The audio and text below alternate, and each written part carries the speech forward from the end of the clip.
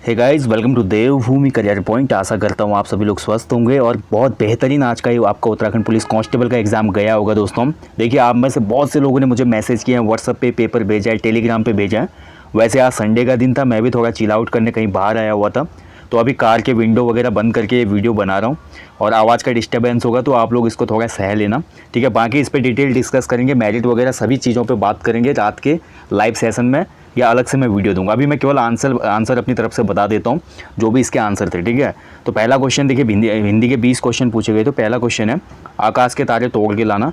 तो आकाश के तारे तोड़ लाना राइट आंसर हो जाएगा इसका, ठीक है। बहुत बड़ा या असंभव काम करना, यानी कि ऑप्शन ए इसका राइट आंसर हो जाएगा, ठीक है, असंभव काम करना। अगला देखिए, अगला क्वेश्चन था इसमें टिप्पणी की भाषा कैसी होनी चाहिए।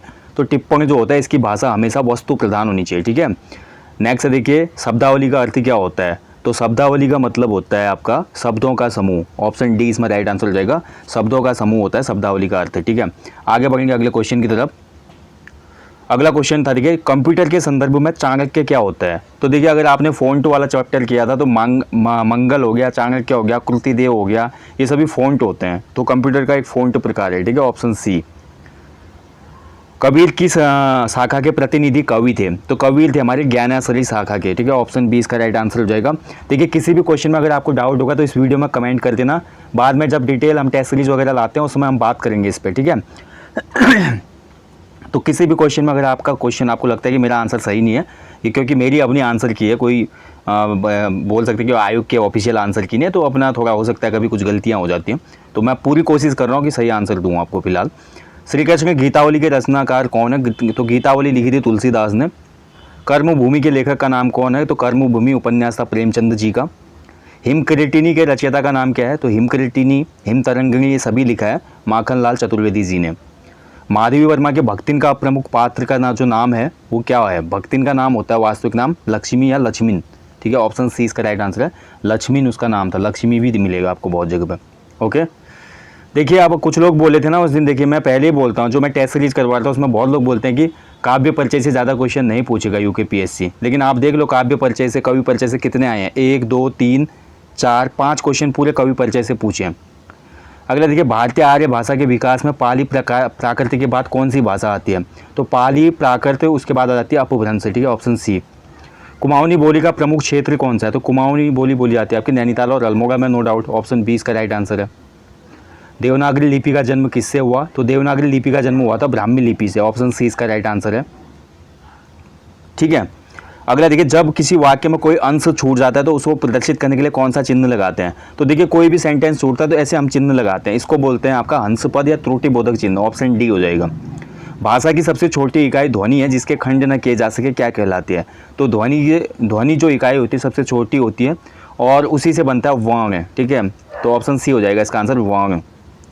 अंतिम शब्द में कौन सा प्रत्यय है। तो अंतिम में हो जाएगा आपका अंत धन इम, अंतिम, ऑप्शन बी।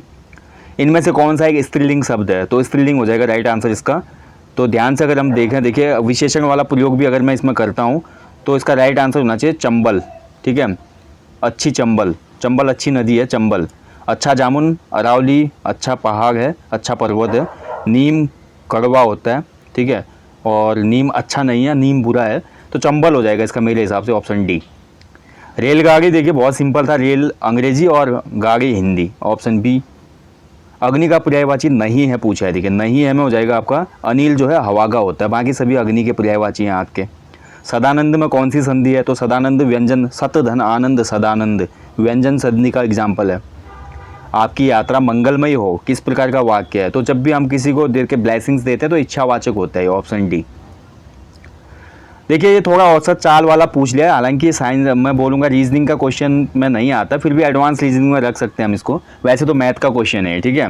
तो इसका देखिए जो सही आंसर होना चाहिए, एवरेज जो हमारी एवरेज चाल निकलती है ना, इसके लिए सिंपली दोनों चालों को डिवाइड बाई 2 कर देते हैं। तो 9 6 15 और भागा 2, 75 पर किलोमीटर आ जाएगा इसमें, ठीक है, 75 kilometre per hour, option D होगा मेरे हिसाब से। अगला है देखिए, दी गई सूचना के आधार पर आपको निर्धारण करना है कौन सबसे लंबा है। तो देखिए A B C D E, तो डी ए और सी से लंबा है, यानी कि डी जो है ये डी मान लो, ये ए और सी से लंबा है, ठीक है, ये सी हो गया, ये ए हो गया। और दूसरा स्टेटमेंट क्या बोल रहा है, बी ई से छोटा है लेकिन डी से लंबा है, बी जो है ना ई से तो छोटा है लेकिन डी से लंबा है, ये बी हो गया। डी से लंबा है लेकिन ई से छोटा है, तो ई आ जाएगा भाई सबसे ऊपर। तो सबसे लंबू कौन है इसमें? लंबू है ई, ऑप्शन डी। ठीक है।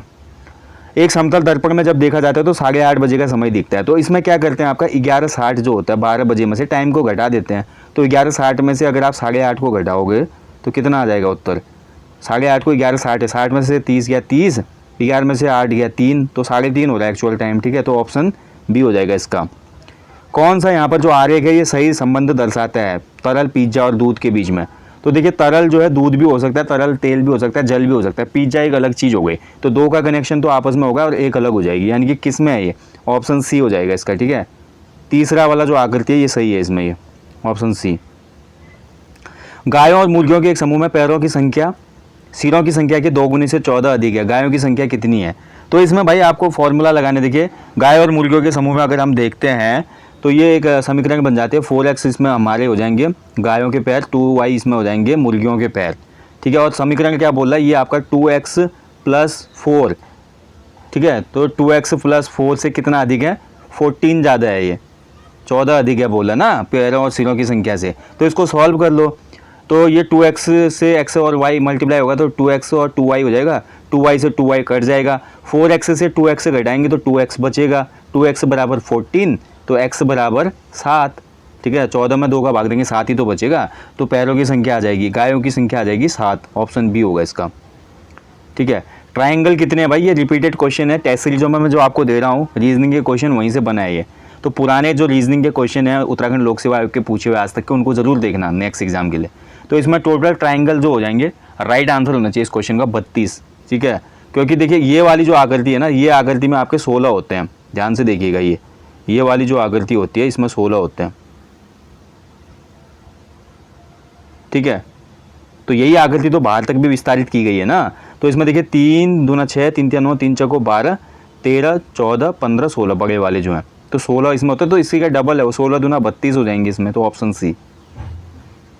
अगला क्वेश्चन है, देखिए ध्यान से समझिएगा। एक व्यक्ति है, देखिए ये होता है आपका ईस्ट, ये होता है वेस्ट, ये होता है नॉर्थ, ये होता है साउथ। एक व्यक्ति का मुंह दक्षिण दिशा की ओर है, यानी कि व्यक्ति का मुंह यहाँ पे है दक्षिण दिशा की ओर, वह वामावर्त दिशा में 135 डिग्री घूमता है। तो वामावर्त मतलब बाईं तरफ, तो 135 घूमेगा तो 90 यहाँ तक हो जाएगा, फिर यहाँ से 90 के बाद 45 ये हो जाएगा, तो यहाँ पे पहुँच गया वो। ठीक है, तो वामावर्त में वो 135 डिग्री मुड़ता है और इसके पश्चात 180 डिग्री पूरा मुड़ जाता है। अगर यहाँ से देखिए वो इस जगह से 180 डिग्री पूरा मुड़ेगा तो पूरा यहाँ तक आएगा, 180 है, तो यहाँ पे पहुँच गया वो। तो अब उसकी डायरेक्शन हो जाएगी साउथ और ईस्ट के बीच में, तो साउथ और ईस्ट के बीच में यानी कि दक्षिण पूर्व के मध्य में है वो। तो राइट आंसर हो जाएगा इसका दक्षिण पूर्व, ऑप्शन सी हो जाएगा इसका। ठीक है, दक्षिण पूर्व। अगला है देखिए मानव नेत्र, देखिए फिर साइंस का क्वेश्चन पूछ लिया गया जो कि आयोग के सिलेबस में नहीं था, वैसे ये क्वेश्चन नहीं पूछना था, ये साइंस का क्वेश्चन है। तो मानव नेत्र का प्रतिबिंब बनता है रेटिना पे, दृष्टिपटल पे। अनुक्रम में कौन सा पद होगा? देखिए आगे ऊपर क्या करें, 1 फिर 3 फिर 5 फिर 7 7 2 9, नीचे क्या करें 2 4 4 दूना 8 दूना 16 16 दूना 32, तो 9/32 हो जाएगी, नेक्स्ट ऑप्शन ये हो जाएगा इसका। अगला क्वेश्चन है, देखिए यदि धन का अर्थ गुणा है तो ये समीकरण है इतना इतना। ठीक है, तो इसको देख लेते हैं एक बार। 175 माइनस का अर्थ क्या बता रहे हो? माइनस का अर्थ भाग है, देखिए माइनस का अर्थ है भाग। ठीक है, तो 25 हो जाएगा। भाग का अर्थ है धन, तो भाग का अर्थ क्या हो जा रहा है? धन हो जा रहा है, 5 गुणा। ठीक है, धन का अर्थ गुणा हो जा रहा है, तो गुणा 5 गुणा कितना हो जाएगा 20। और इसके बाद क्या बोल रहा हो, लास्ट क्या है इक्वेशन हमारे पास प्लस, तो प्लस का मतलब क्या हो जा रहा है? प्लस का अर्थ हो जा रहा है गुणा, आपका फिर से गुणा हो जाएगा। ठीक है, तो ये भाई समीकरण पूरा बन गया। देखिए 20 के बाद गुणा का अर्थ ऋण आ रहा है यार, माफ़ कीजिएगा, 20 के बाद ऋण होगा, फिर गुणा 10 होगा। ठीक है, तो बॉड मास लगा लो। तो 175 में 25 का भाग दिया, सबसे पहले 7 आ गया हमारे पास, 7 धन 5 गुणा 20 ऋण 10। ठीक है, अब इसको गुणा कर लो भाई, तो ये हो गया 20 पंचे 100, 100 हो गया। ठीक है, बॉड मास है ना, 20 पंचे कितना हो जाएगा 100 हो जाएगा ना। ठीक है, नहीं कुछ गड़बड़ हो गई इसमें, फिर से एक बार देख लेते हैं इसको।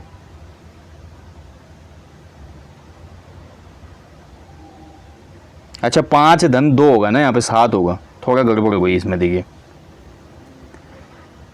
एक बार इसको मैं पोज करके बनाता हूँ। ठीक है, ठीक है, वही है जो मैं बोल रहा था इसमें। देखिए 175 में 25 का भाग दे रहा है, माइनस का मतलब भाग हो जा रहा है ना, तो सबसे पहले हमारे पास आगे से आ जाएगा 7, 25 सत्ते 175 होता है। फिर उसके बाद हमारा बचेगा 5, 5 का धन का मतलब गुणा है, तो 5 गुणा 20 हो जा रहा है, ठीक है। भाग का मतलब है धन, ठीक है, भाग का मतलब क्या हो जा रहा है, धन हो जा रहा है, तो 7 धन 5 गुणा 20 हो जा रहा है, तो 20 पंचे 100, और ऋण यहाँ हो जा रहा है 3 गुणा 10, तो 20 पंचे 100 और धन 7, 107, 107 में से अगर 30 घटाएंगे तो 77 होगा इसका आंसर, ठीक है। 77 आ रहा है मेरा, अगर आपको कोई डाउट हो तो कमेंट में बताना, 77 इसका राइट आंसर है। इनमें से लुप्त संख्या ज्ञात कीजिए, तो बहुत सिंपल कर रहा है इसमें। देखिए 5 दूना 10 और 3 चक्को 12, तो 12 और 10 22, ऐसे 5 और 5 को गुणा किया 25, 8 और 3 को गुणा किया 24, 25 और 24 29, 25 और 24 49, माफ़ कीजिएगा। अगला क्या इसने 7 चक्को 28 और 9 पंचे 45, तो 28 और 45 को हम जोड़ेंगे तो कितना हो जाएगा, तो 28 और 45 हो जाएगा आपका 73, ऑप्शन बी होगा इसका। चलिए आगे बढ़ेंगे। गेहूं के दाने क्या होते हैं, तो देखिए गेहूं का जो दाना होता है वो एक प्रकार का फल होता है, ठीक है, option B. Justice Pinaki Chandra Ghosh का कार्यकाल पूरा होने के बाद नए लोकपाल कौन बने, तो ये बने थे प्रदीप कुमार मोहंती जी, ऑप्शन ए। किसे प्रथम लता दीनानाथ मंगेशकर अवार्ड 2022 से सम्मानित किया गया है, तो देखिए पहली बार ये अवार्ड दिया गया है, पहला अवार्ड है दीनानाथ मंगेशकर अवार्ड, और 2022 का ये अवार्ड दिया गया है प्रधानमंत्री नरेंद्र मोदी, ऑप्शन ए। किस शहर ने 12वें डिफेंस एक्सपो 2022 की मेज़बानी की, तो डिफेंस एक्सपो 2022 की मेज़बानी की है, तो ये शहर हो जाएगा दोस्तों, राइट आंसर है इस क्वेश्चन का 35 का सी, गांधीनगर गुजरात में। इनमें से किसने जनवरी 2022 में आयोजित सैयद मोदी अंतर्राष्ट्रीय टूर्नामेंट में एकल का खिताब जीता, महिला एकल, तो ये पीवी संधू थी, इन्होंने जीता था, ऑप्शन ए सही है इसका। किस ऑपरेशन के तहत भारत सरकार द्वारा भारत के मेडिकल छात्रों को यूक्रेन से भारत लाया गया था, तो ऑपरेशन गंगा था ये। इनमें से ऑपरेटिंग सिस्टम का उदाहरण है विंडोज़ है, लिनक्स है, मैक iOS है, उपरोक्त तो सभी हो जाएगा, ऑप्शन डी, ठीक है। 1 टेराबाइट में कितना होता है, तो 1 TB में 1024 GB होते हैं, यानी कि ऑप्शन हो जाएगा गीगाबाइट। ईमेल के माध्यम से भेजे जाने वाले अवांछित संदेश कहलाते हैं, तो इनको स्पैम कहा जाता है, ऑप्शन डी। भारत का IT अधिनियम किस वर्ष अस्तित्व में आया था, तो IT अधिनियम आया था 17 अक्टूबर 2000 को, तो ऑप्शन बी हो जाएगा इसका। महावीर स्वामी का जन्म कहाँ पे हुआ था, देखिए बहुत सिंपल क्वेश्चन आए हैं तो GS के, तो महावीर स्वामी का जन्म हुआ था, ऑप्शन डी, वैशाली में। कुतुब मीनार का प्रवेश द्वार क्या कहलाता है, तो कुतुब मीनार के निकट पे आपको मिलेगा अलाई दरवाज़ा, ठीक है, तो ऑप्शन सी हो जाएगा इसका, अलाई दरवाज़ा। इनमें से कौन सा ऊर्जा का नवीकरणीय स्रोत है, तो रिन्यूएबल एनर्जी सोर्स हो जाएगा सूर्य का प्रकाश, सौर ऊर्जा। भारतीय उपग्रह कलाम सेट बहुत ही सबसे हल्का उपग्रह था, ये ध्यान रखेंगे, ठीक है, तो ये सबसे हल्का उपग्रह था और इसको प्रक्षेपित किया गया था 24 जनवरी 2019 को। बहुत पुराना करंट पूछा मैंने, आयोग पे मेरे को पहले से थोड़ा बहुत शंका तो थी, ऐसा UKPSC अमूमन करता है, वो बहुत पुराने करंट अफेयर भी पूछ लेता जो बहुत ज़्यादा चर्चा में रहे होते हैं, हालांकि ये बहुत चर्चा में था क्योंकि सबसे हल्का अभी तक का उपग्रह था ये। कोविशील्ड को किसने बनाया है, तो देखिए कोविशील्ड को बनाया सीरम ने, ठीक है, कोवैक्सीन को बनाया भारत बायोटेक ने और कोविशील्ड को बनाया सीरम इंस्टीट्यूट ने, यानी कि ऑप्शन सी इसका राइट आंसर हो जाएगा इसमें। अगला देखिए भारतीय वन सर्वेक्षण के अनुसार इन राज्यों में से सर्वाधिक वन किस राज्य में हो जाएंगे, तो भाई आपको पता होना चाहिए भारत में सबसे ज़्यादा वन मध्य प्रदेश में, फिर अरुणाचल में, फिर तीसरे नंबर पे छत्तीसगढ़ आता है, तो तीसरे नंबर पे अगर छत्तीसगढ़ आ रहा है और आगे के 2 ऑप्शन तो इसमें है ही नहीं, मध्य प्रदेश और अरुणाचल प्रदेश, तो छत्तीसगढ़ ही सही आंसर हो जाएगा, ठीक है। इसलिए कोई भी जो सबसे ज़्यादा 4 होते हैं और सबसे कम 4 होते हैं उनको याद रखने की कोशिश कीजिए, उससे आपका इस तरीके के एक क्वेश्चन सही हो जाता है। मीटियोर अभियान निम्न में से किससे संबंधित था, ये क्वेश्चन तो भाई मेरे को भी समझ नहीं आया क्या क्वेश्चन है, फिर भी ऑप्शन सी मुझे इसका आंसर लग रहा है, क्रायोस्फीयर प्रदेश में आइस कोर के अध्ययन से है ये मीटियोर अभियान, थोड़ा अलग सा लग रहा है, फिर भी इसका जो भी होगा हम करेक्ट कर देंगे, कमेंट बॉक्स में कमेंट कीजिएगा। 48 का शिव समुद्रम जलप्रपात किस नदी पर स्थित है, तो ये आपका कावेरी पे है, ठीक है, ऑप्शन सी। इनमें से लोकसभा का प्रथम अध्यक्ष कौन था, तो GV मावलंकर जी पहले अध्यक्ष थे। भारतीय संविधान के किस अनुच्छेद द्वारा अस्पृश्यता का उन्मूलन किया गया है, तो उन्मूलन किया गया है छुआछूत का अनुच्छेद 17 के द्वारा। शहरी स्थानीय स्वशासन से संबंधित 74वां संवैधानिक संशोधन आया था जो कि नगर पालिकाओं से संबंधित था, उस समय भारत के प्रधानमंत्री थे PV नरसिम्हा राव, ठीक है, ऑप्शन बी। भारत के सर्वोच्च न्यायालय से कितने न्यायाधीश अभी तक महाभियोग की प्रक्रिया से हटाए गए हैं, तो आज तक ऐसा कभी हुआ ही नहीं है भारत में कि किसी न्यायाधीश को हटाना पड़ा है, ऑप्शन डी इसका राइट आंसर हो जाएगा। आर्थिक सर्वेक्षण 2021-22 के अनुसार भारत का कौन सा सर्वोच्च निर्यात गंतव्य है, तो 2021-22 का जो हमारा इकोनॉमिक सर्वे आया था और जो PIB की रिपोर्ट आई थी उसमें साफ साफ पता चलता है भारत ने 21-22 में सबसे ज़्यादा एक्सपोर्ट किया है यूएसए को, ठीक है। ऑप्शन सी इसका राइट आंसर है, संयुक्त राज्य अमेरिका, यूएसए। इनमें से कौन भारत सरकार की काश्तकारी व्यवस्था में सुधार का अंग नहीं है? तो देखिए, काश्तकारी व्यवस्था यानी कि भू राजस्व व्यवस्था की बात हो रही है। काश्तकार उसी को बोलते हैं, कृषक को ही काश्तकार बोला जाता है। तो लगान का नियमन भी है भाई, भूमि की चकबंदी भी होगा, काश्तकारों के स्वामित्व के अधिकार भी होंगे इसमें, जो उनकी जमीन संबंधी अधिकार। काश्तकार अधिकार सुरक्षा नहीं होगा इसमें, ऑप्शन बी इसका राइट आंसर होना चाहिए, ऑप्शन बी, ठीक है। हाल में ही किन दो बैंकों का विलय पंजाब नेशनल बैंक में किया गया? ये हाल की बात नहीं है, बहुत पुरानी बात हो गई। उत्तराखंड लोक सेवा आयोग को ये समझना चाहिए कि 1 साल के बीच का ही करंट अफेयर थे, काफ़ी पुराना ही करंट अफेयर दे देते हैं, जिससे बहुत परेशानी होती है बच्चों को। तो 56वें क्वेश्चन का राइट आंसर है option B, Oriental Bank of Commerce and United Bank of India. जिन्होंने बी किया सही उत्तर है भाई आपका। इनमें से कौन सी भारत में संघीय वित्त की समस्या नहीं है? तो संघीय वित्त की समस्या का मतलब ये है दोस्तों, भारत में ज़्यादातर जो टैक्सेज हैं केंद्र सरकार गंतव्य टैक्स हैं, वो उसका जो डिवाइडेशन करने में सबसे ज़्यादा दिक्कतें आती हैं, उनमें से संबंधित कौन सी एक समस्या नहीं है पूछ रहा है इसमें, ठीक है। तो राज्य सरकारों की आवश्यकता और साधनों में अंतर, राज्य की स्वायत्तता का प्रश्न, क्षेत्रीय असंतुलन के समाधान में असफलता, ठीक है, क्षेत्रीय असंतुलन के समाधान में असफलता, वित्त आयोग का बढ़ता हुआ महत्व। तो इसमें भी थोड़ा डाउटफुल है, लेकिन सी के साथ मैं जाऊंगा इसमें। क्षेत्रीय रीजनल जो डिसबैलेंस होता है ना, उसके समाधान में असफलता, ये संघीय वित्त की यहाँ पे समस्या नहीं होगी मेरे हिसाब से तो, ठीक है। लेकिन बी भी कहीं ना कहीं मुझे लग रहा है थोड़ा, इसमें देखिए थोड़ा डिटेल में थोड़ा कन्फ्यूजन वाला क्वेश्चन तो है ये। कौन सा भारत में संघीय वित्त की समस्या नहीं है? तो फेडरल फाइनेंस की प्रॉब्लम नहीं है पूछ रहा है ना। राज्य सरकारों की आवश्यकता और साधनों में अंतर, ये तो है भाई, इसमें सबसे ज़्यादा प्रॉब्लम होते हैं। राज्य की स्वायत्तता का प्रश्न, ऑप्शन बी होगा यार इसका, राज्यों की स्वायत्तता का प्रश्न होगा मेरे हिसाब से तो, ठीक है। बाकी देख लेंगे आप जो भी होगा। उस एकमात्र विदेशी शक्ति का नाम बताए जिसने 1857 के विद्रोह को दबाने के लिए अंग्रेजों को सक्रिय रूप से सहयोग दिया। तो सबसे ज़्यादा सक्रिय रूप से सहयोग किसने दिया था?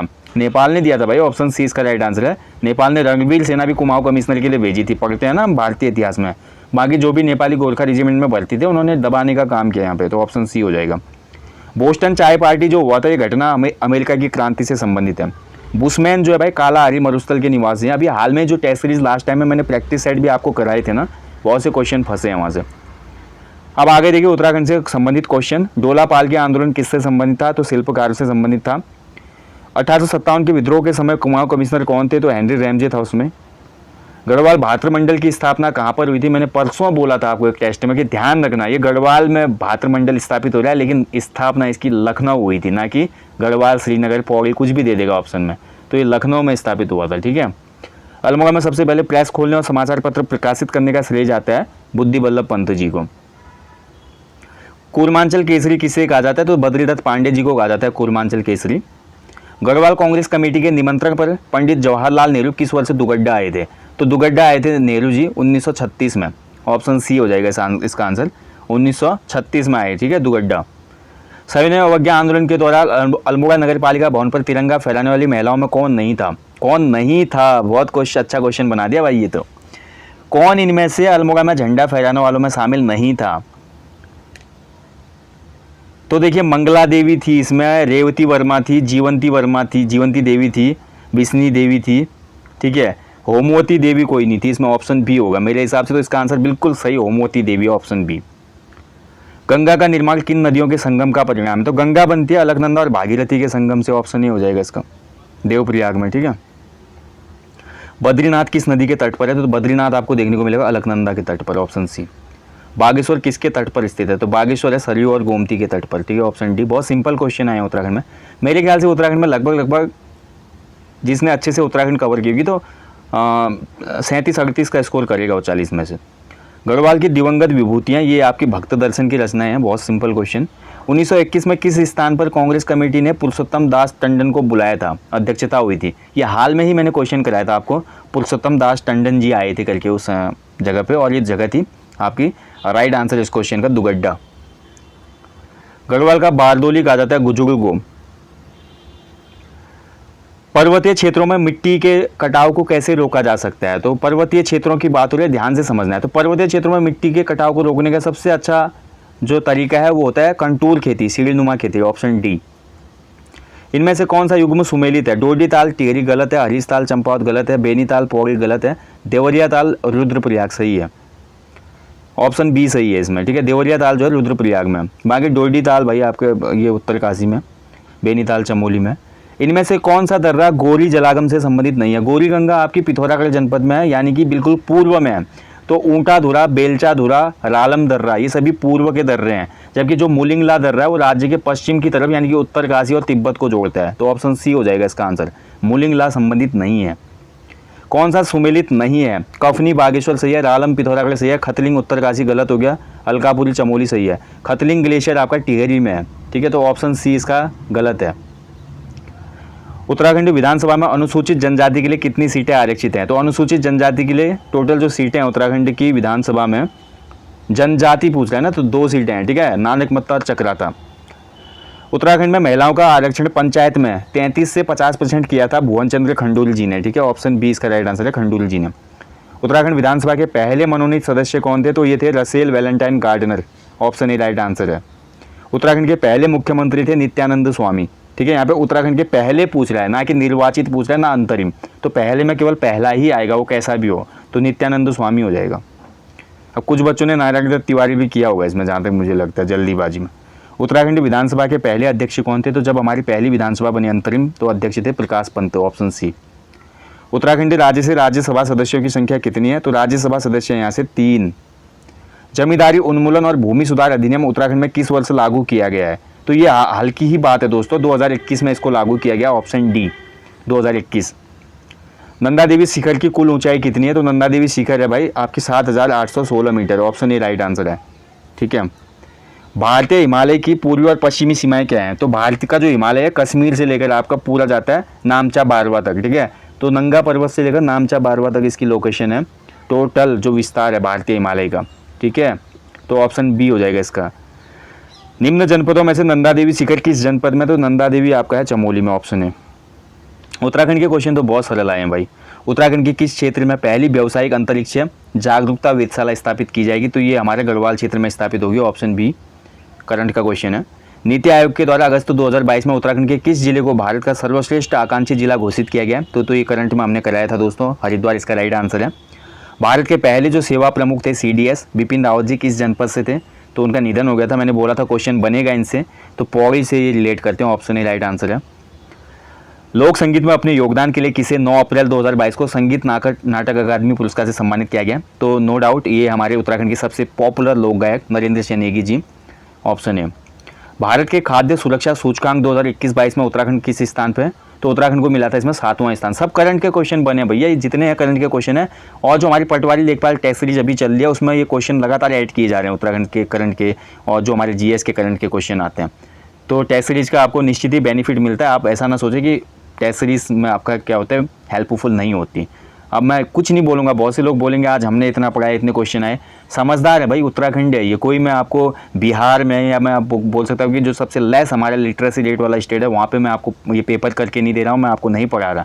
यहाँ पर हर एस्पिरेंट को पता है किसके पढ़ाई हुए से कितने क्वेश्चन आते हैं, किसकी अप्रोच से किसके वहाँ से कितने क्वेश्चन एग्जाम में बने हैं, ये आप सभी लोग जानते हैं, ठीक है। तो हर बार ये अतिशयोक्ति करना कि मेरे वहाँ से इतने क्वेश्चन बने, मैंने इतना पढ़ाया, पूरे 100 में से 70 क्वेश्चन हमारे इंस्टीट्यूट से, बहुत से ऐसे मकड़ जाल वाले लोग अभी बाहर आएंगे इस पेपर के बाद। खैर अपनी अपनी बात है, बाकी देखिए हमारी कोशिश थी आपको अच्छा देने की, और वो हमें को लगता है कि हम थोड़ा सफल भी हो इस बीच, जो टेस्ट सीरीज वगैरह करे कंटिन्यू हमने। उत्तराखंड में IT पार्क स्थापित है देहरादून में, ठीक है, सहस्त्रधारा रोड में। उत्तराखंड के किस जिले में हस्तकरघा उद्योग के अंतर्गत पंजीकृत परिवारों की संख्या सर्वाधिक है? तो ये उधमसिंह नगर में सबसे ज़्यादा परिवार, ऑप्शन सी। किस जिले का लिंगानुपात सबसे कम है? तो दिए गए विकल्पों में सबसे कम लिंगानुपात हो जाएगा हरिद्वार का। उरेडा का मुख्यालय कहाँ है? कितनी बार मैंने आपको बोला है कि कई बच्चे पूछते हुए अल्मोड़ा था, नहीं मैंने बताया था आपको पटेल नगर देहरादून में इसका मुख्यालय शिफ्ट हो गया था, तो ऑप्शन सी इसका राइट आंसर है, देहरादून।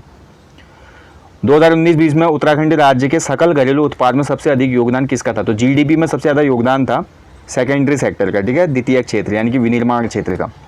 उत्तराखंड का गांधी किसे कहा जाता है? तो इंद्रमणि बडोनी जी को उत्तराखंड का गांधी कहा जाता है। क्षेत्रफल के हिसाब से उत्तराखंड का सबसे बड़ा जिला कौन सा है? तो सबसे बड़ा जिला है उत्तराखंड का चमोली जनपद। उत्तराखंड का निर्माण भारतीय राज्यों के क्रम में कौन से क्रम का है? तो उत्तराखंड भारत का बना था 27वां राज्य। ठीक है, बहुत ही इंपॉर्टेंट क्वेश्चन था। देखिए छोटे छोटे क्वेश्चन बने हुए हैं एग्जाम में, और ज़्यादातर क्वेश्चन आप देख लेंगे परीक्षा वहीं से डायरेक्ट बने हैं। कई बच्चे बोलते हैं देखिए आपके क्वेश्चन बहुत ईजी होते हैं। मैंने टेस्ट सीरीज जब कराया बहुत ईजी क्वेश्चन डाला ना, परसों प्रैक्टिस सेट में भी मैंने जो आपको 20 दिए थे, लगभग 6-7 प्रैक्टिस सेट, उसमें बहुत से बच्चों ने मुझे क्रिटिसाइज किया था कि बहुत ईजी क्वेश्चन ला रहे हो आप, ऐसे क्वेश्चन नहीं बनेंगे आयोग के। भाई आयोग भी वही क्वेश्चन बनाता है जो रिलेटेड होते हैं आपके स्टेट से, ज्योग्राफी से, स्टेट के प्रशासनिक ढांचे से। तो वही तो क्वेश्चन बने इसमें, देख लीजिए आप खुद समझ जाइए। ठीक है, तो ज़्यादा कठिन पढ़ने के फेर में ना भागे। पटवारी लेखपाल का पेपर, वन रक्षक का पेपर भी लगभग इसी तर्ज पे बनेगा। तो थोड़ा लेकिन करंट जो है उठपटांग पूछी गई है इसमें, और थोड़ा मैं बोलूँगा 1-2 क्वेश्चन आउट ऑफ सिलेबस में, जैसे रेलगाड़ी वाला क्वेश्चन, साइंस का क्वेश्चन जो रेटिना वाला है, गेहूँ के दाने वाला क्वेश्चन भी एक हिसाब से साइंस का ही माना जाएगा, है ना। तो बाकी ये बात है, इस पेपर पे डिटेल्ड एनालिसिस करेंगे दोस्तों आराम से। अभी मैं कहीं बाहर हूँ, मैं पहले बता चुका हूँ आपको। ठीक है, तो ये अभी मैं जल्दीबाजी में दे रहा हूँ आपको आंसर की, क्योंकि बहुत से मैसेज आ गए थे। बाद में डिटेल में इस पर डिस्कस करेंगे। बाकी पेपर का स्तर मैं कहूँगा भाई, ये पेपर ईजी टू मॉडरेट ही था, सिंपली मैं बोलूँ तो ईजी टू मॉडरेट ये पेपर रहा।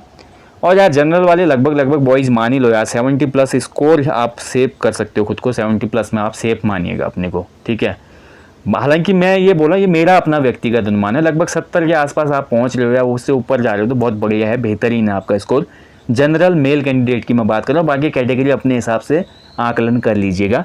अगर सेपरेट वीडियो बोलोगे इस पर तो बना दूंगा, इस पर भी एक्सपेक्टेड कट ऑफ पर। ठीक है, बाकी यार दोस्तों पेपर अच्छा आया था, और जहाँ तक मुझे लगता है कि काफ़ी बच्चे हैं इस बार जो इसमें बाजी मारेंगे। और ख़ासकर देखिए मुझे खुशी होगी जो हमारे से जुड़े हुए बच्चे हैं और जो खूब मेहनत कर रहे थे पिछले कुछ टाइम से, जल्द ही उनका नाम मैं मेरिट लिस्ट में देखूंगा। So guys thank you for watching. इत्मीनान से मिलेंगे आपको लाइव सेशन में। अभी इस सेशन को समाप्त करता हूँ। थैंक यू, जय हिंद, जय देवभूमि।